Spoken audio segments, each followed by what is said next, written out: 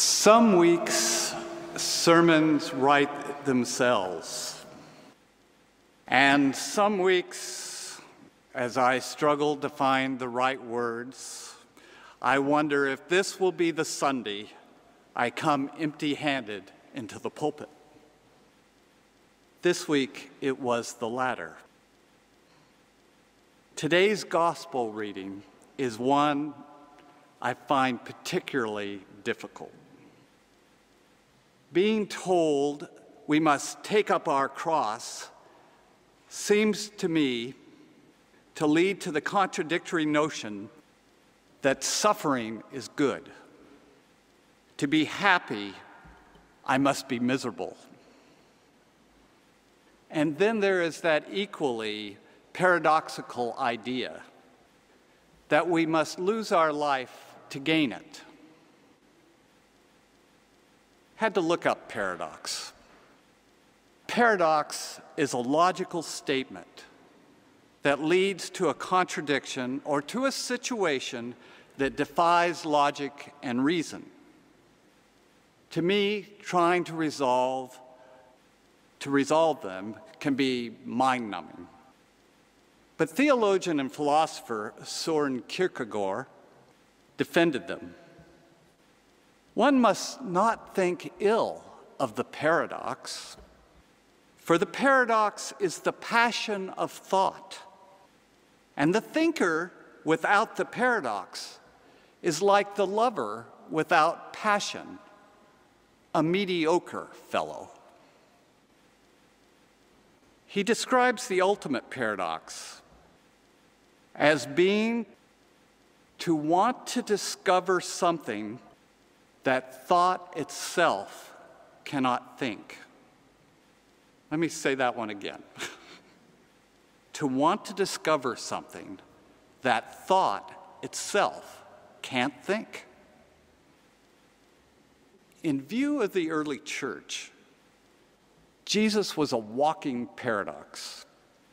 He is described as both master and servant, shepherd and lamb, King of kings and Lord of lords, yet born in a stable.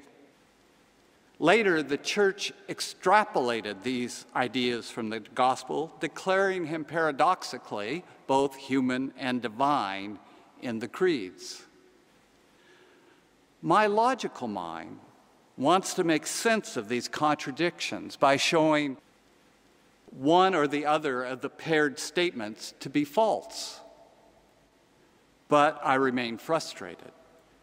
They are faith statements, so they remain beyond reason and logic. Apparently, Kierkegaard is right.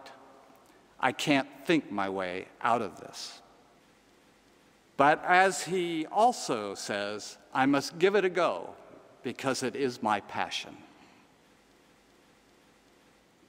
My biggest handicap in thinking about Jesus and his paradoxical teachings is that my mind and worldview have been shaped by Western civilization.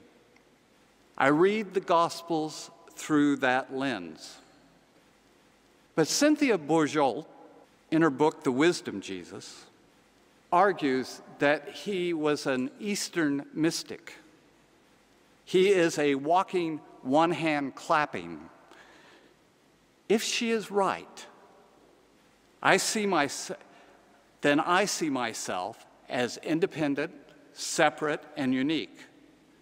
Jesus would have seen himself as one with the cosmos. I believe life is service to whatever I find most important, such as God, country, money, career, and family. Jesus would have viewed life as a journey towards eternal realities that are beyond the realities that surround us. He called it the kingdom of heaven. I have a linear view of the universe, where everything has its beginning and its end. Jesus would have had a circular view of the universe, specifically that all events in cosmic history repeat themselves in an endless cycle. My Western mind can't even begin to wrap itself around that idea. Continuing, I am outer world dependent. Jesus would have been inner world dependent. I am dedicated to goals such as happiness, success, salvation. Jesus would have been dedicated to self-liberation from his false or illusory self. He sought his true or authentic self, in other words, enlightenment. If Bourgeault is correct, I need to seek to understand Jesus' message of suffering through his Eastern eyes. It might be helpful then to have an understanding of how a Buddhist views suffering. Buddhism views suffering as the consequence of having expectations. Essentially, whether we have an Eastern or a Western mindset, we have a tendency to be attached to certain results. We desire and crave certain things. Desire is natural. It is our motivator to do, and there's no being without doing. But desire deteriorates into craving when our expectations are not met. Craving leads to suffering.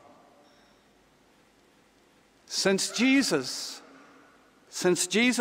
was as human as we are, he struggled with this as much as we do. He knew that our false self thinks survival is all that matters. The false self thinks that all life revolves around it. The false self is an omelet of raw ego mixed up with many distortions, false goals, pride, fear, desperation, and a greedy exploitation of all things and the people that are around us. From family, school, community, and even church come influences which can conspire with the ego to twist and shape us in ways that will readily appeal to our ever-ready selfishness. This false self is insatiable. It is promised many rewards by the world, and it seeks to get as many as it can. It has an amazing capacity to believe in them, even though they never deliver the happiness they promise. When Peter tried to challenge Jesus' prediction that he would suffer and die, Jesus rebuked him for appealing to his false self. Peter expected Jesus to overthrow the Romans. That was what he and the Jewish people expected of the Messiah.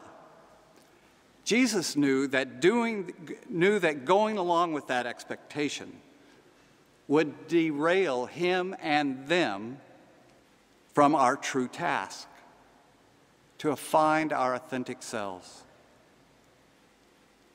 Being like us, he had to have been tempted by Peter's easier course. His anger suggests how painful the struggle had been for him. His outburst reveals the pain he felt about suffering and dying for others. To be what Peter and the crowds who followed him expected would have spared him, but left him empty. He would have forsaken his authentic self and the serenity it offered. He would have lost awareness of the flickering light of the divine within him. Jesus wasn't a psycho. He didn't think suffering and dying were desirable. He just knew it came with the territory.